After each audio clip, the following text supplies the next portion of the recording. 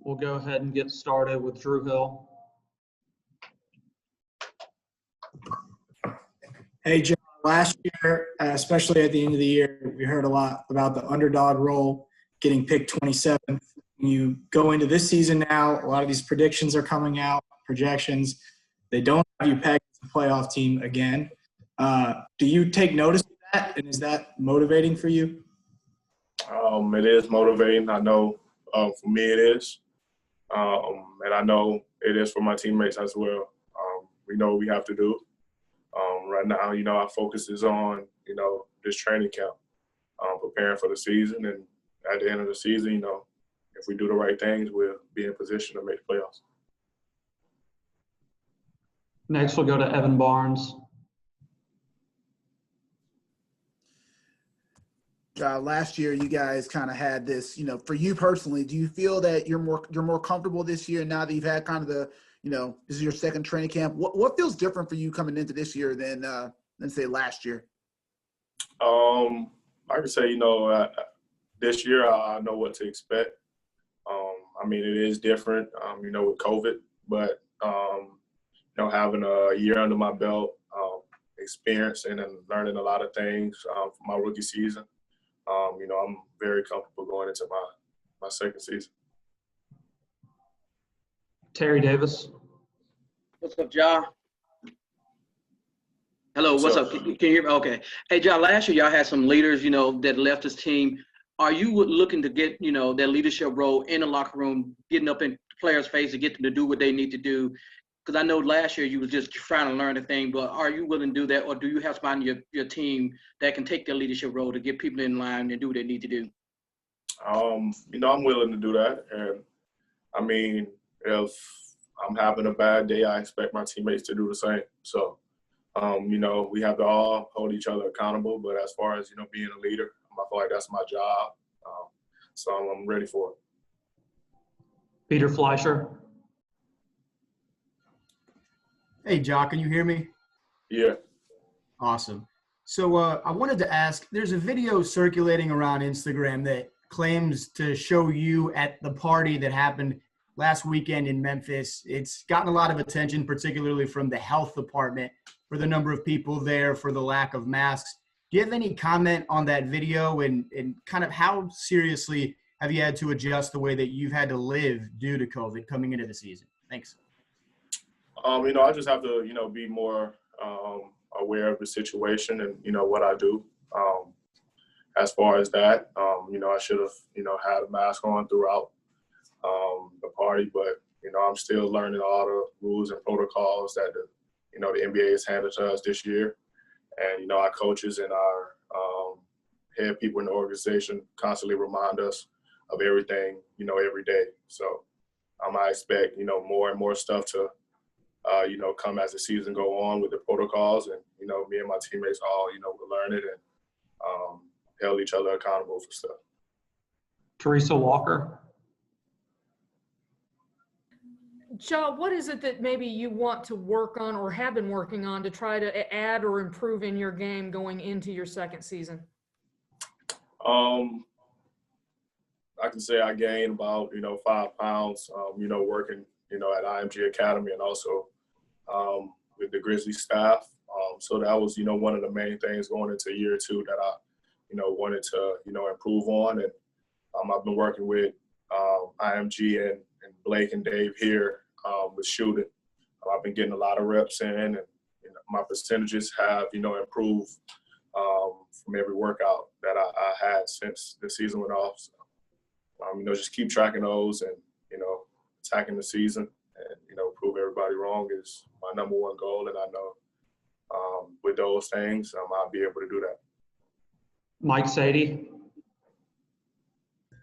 Hey, Ja, with Jaren and Justice, still coming back from their injuries, you put a lot on yourself in the bubble without those guys. Do you feel even more pressure to start the season without having 2 of the other 4 starters on the floor with you? And how much of it are you putting on yourself to make sure this thing keeps clicking even without 2 starters? With being a leader, I put a lot of pressure on myself. But, we didn't have, those guys in the bubble, which, was a loss for us. but we have to play with what we have.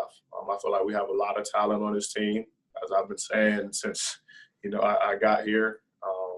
We just got to focus on, what we have right now. Go in and attack each game like we do any other game. We can't worry about who's playing and who's not playing. Sean Coleman.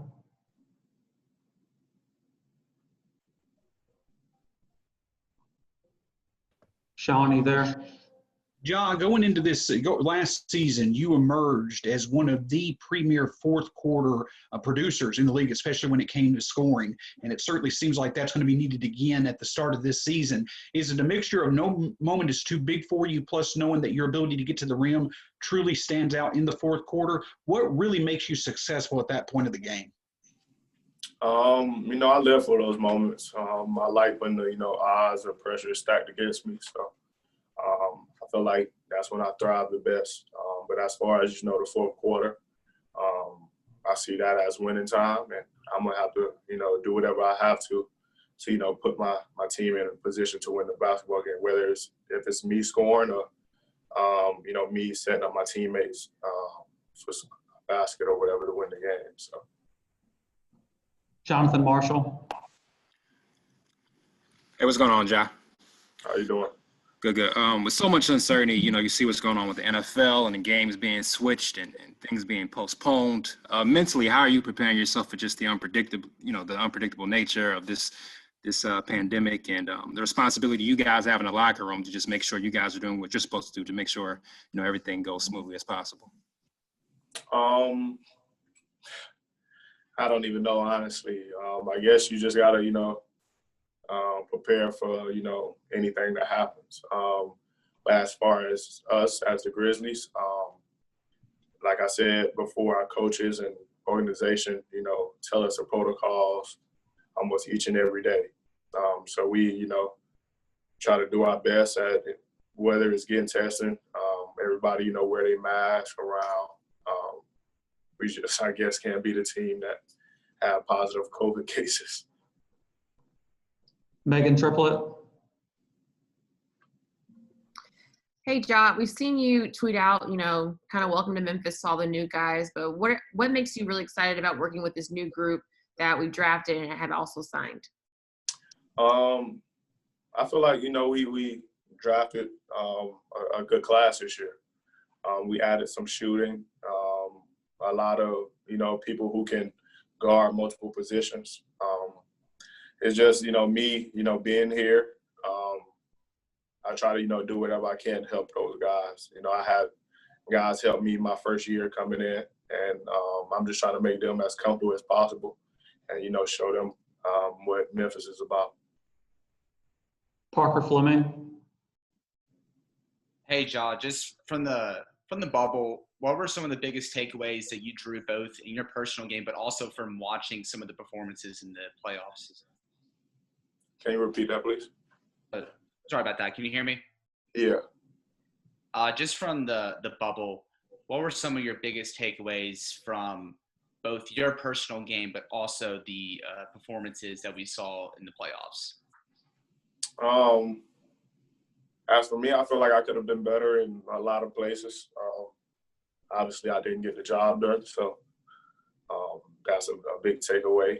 But as performances in the playoffs, we had a lot of guys who,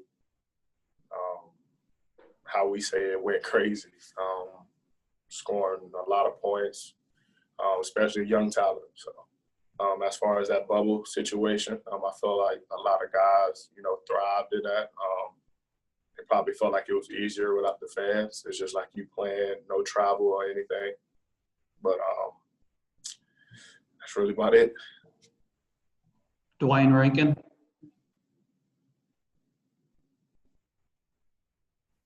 Thank you. Appreciate that. Ja, just looking back just on last season, there were two guys that you played with that, as far as Jay Crowder and Josh Jackson. What's your takeaways from those two? Obviously, Jay didn't finish with you guys, but made a difference why he was there. Coach raved about him yesterday. What's the impressions or what are your takeaways from playing with Crowder and Josh Jackson? Both of those guys, anytime they're out on the floor, They're going to give you their all. They can do a lot for a team. I definitely, enjoy both of those guys here. Both of them still my bros. I wish them the best in their careers. But, they can, like I said, do a lot on the floor, whether it's the scoring or defending somebody on the other end. So.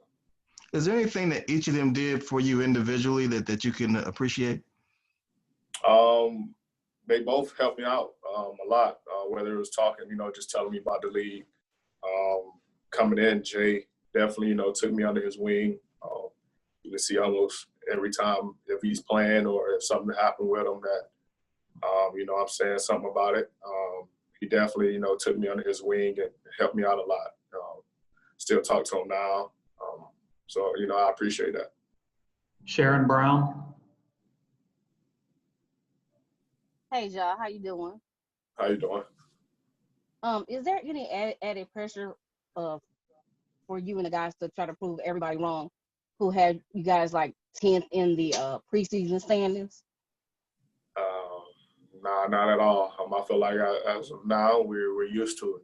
So I feel like it's nothing new for us. We just got to go out and handle business. Keith Parrish. Hey, Ja, how's it going? How you doing? There's a lot of roster continuity on the team. So what are you looking for from the new guys, like from the rookies, or what's something you're interested to see in training camp from the guys you don't know so well yet?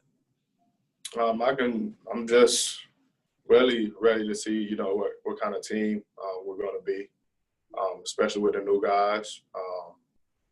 I feel like, we have some very talented guys coming in, guys who, willing to work, guys who are about the right things. And I feel like as a team, that will help us a lot. So I'm excited to see, what they bring to the table. Peter Edmiston. Yeah, Ja, you talked about gaining 5 pounds of muscle and doing a lot of work in the offseason at IMG and elsewhere. What specifically did you work on with your game? You said you weren't necessarily satisfied with your performance in the bubble. What are the things that you've specifically been working on and want to unleash this year? Everything. That's it, everything? I feel like it's that simple. Mike Sadie.